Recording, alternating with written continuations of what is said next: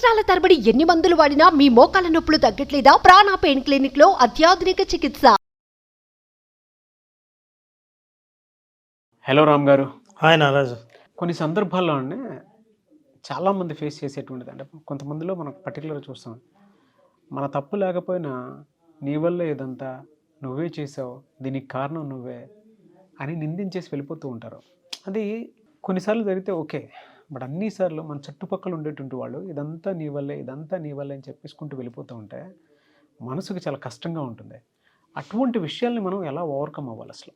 నిజమే నారాజు. ఎవరైనా మన తప్పు లేకపోయినా ఇది నీ వల్లే అని అంటుంటే మనసుకు ముందు చాలా బాధ కలుగుతుంది. ముఖ్యంగా మనకు కావాల్సిన వాళ్ళు ఎవరైనా అట్లా అంటే ఇది నీ వల్లే ఈ తప్పు జరిగిందని, పైగా మన పాత్ర ఏమాత్రం లేనప్పుడు ఈ మాట అనిపించుకోవాల్సి వస్తే ఆ బాధ చాలా భరించడం అనేది గుండె కోతలా ఉంటుంది. అయితే దీన్ని ఎలా హ్యాండిల్ చేయడం అనేది చాలా ఇంపార్టెంట్.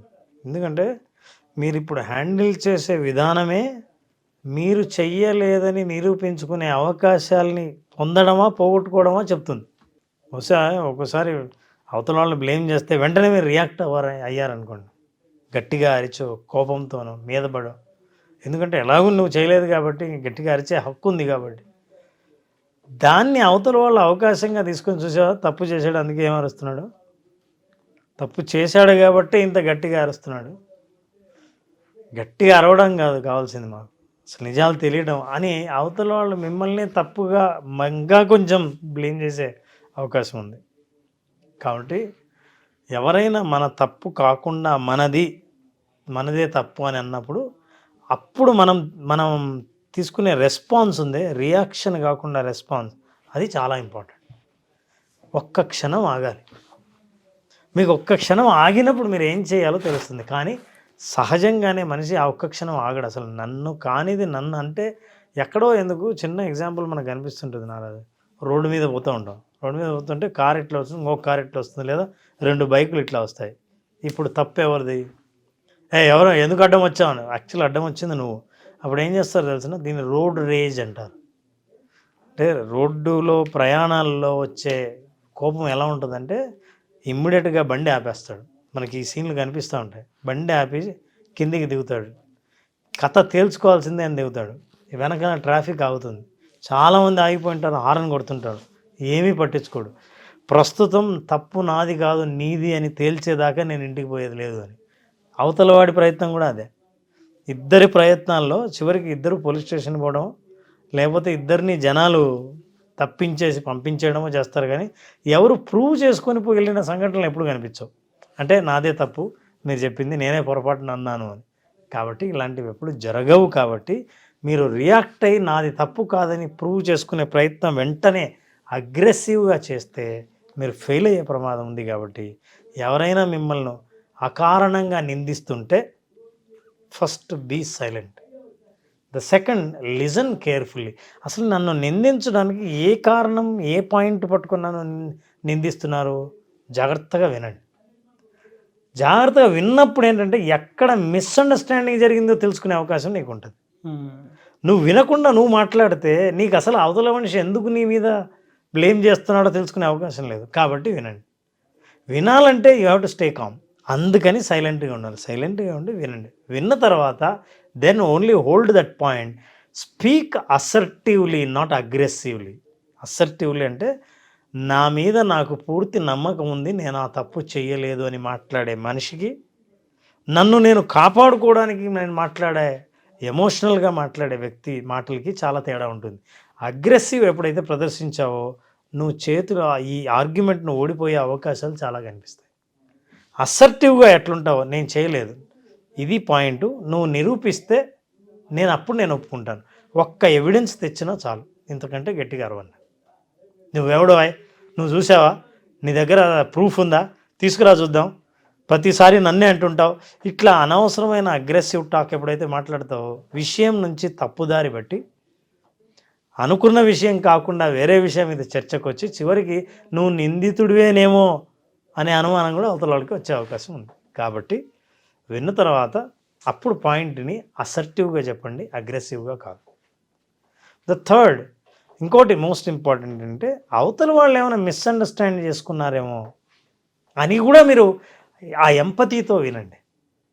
విన్నప్పుడు అరే నువ్వు పొరపాటు పడ్డావు, అది నేను కాదు ఇంకెవరో, ఈ మాట్లాడింది ఈ మాట నేను కాదు అని చెప్పడానికి మీకు అవకాశం ఎప్పుడు వస్తుందంటే బహుశా అవతల వాళ్ళు అర్థం సరిగ్గా చేసుకోలేదేమో అని ఆ ఎంపతితో మీరు విన్నా కూడా మీకు అవకాశం దొరుకుతుంది ప్రూవ్ చేయడం కోసం మీరు కాదని.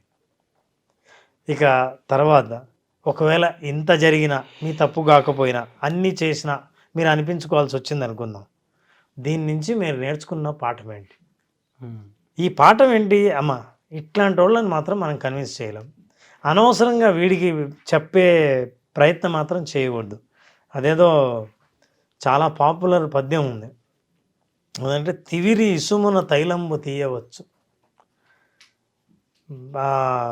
3 కాళ్ళ కుందేటిని పట్టవచ్చు, మూర్ఖులకు ఉపదేశింప పూనరాదయా అని.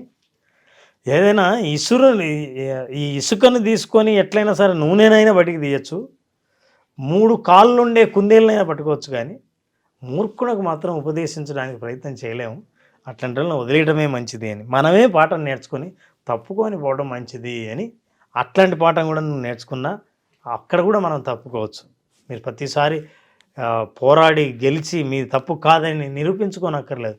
ఒక్కొక్కసారి సైలెంట్గా తప్పుకోవడం కూడా ఒక పెద్ద పాఠమే.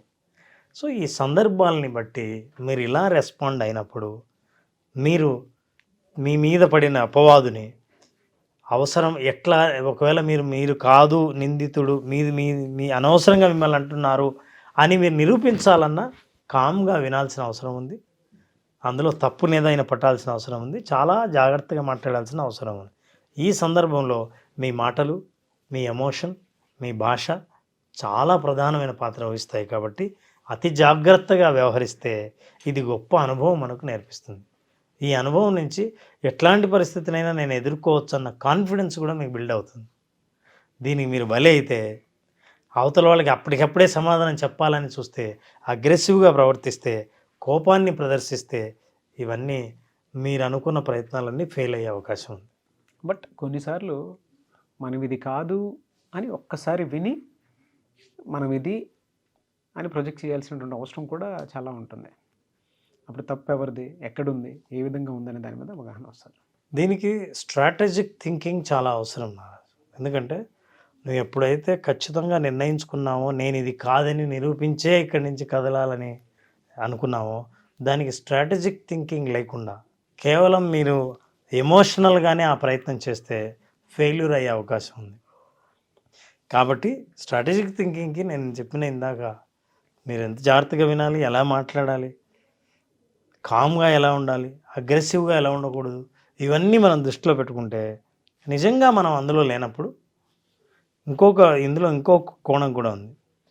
బహుశా వాళ్ళ నిందలో ఎక్కడైనా నాకు తెలియకుండా నా పొరపాటు కూడా ఉందేమో అని తెలుసుకునే ప్రయత్నం కూడా చేయాలి. అంటే ఫస్ట్ మనం బాగా మాట్లాడాలన్నా, మన తప్పుని యాక్సెప్ట్ చేయాలన్నా సెల్ఫ్ అవేర్నెస్ చాలా ఇంపార్టెంట్.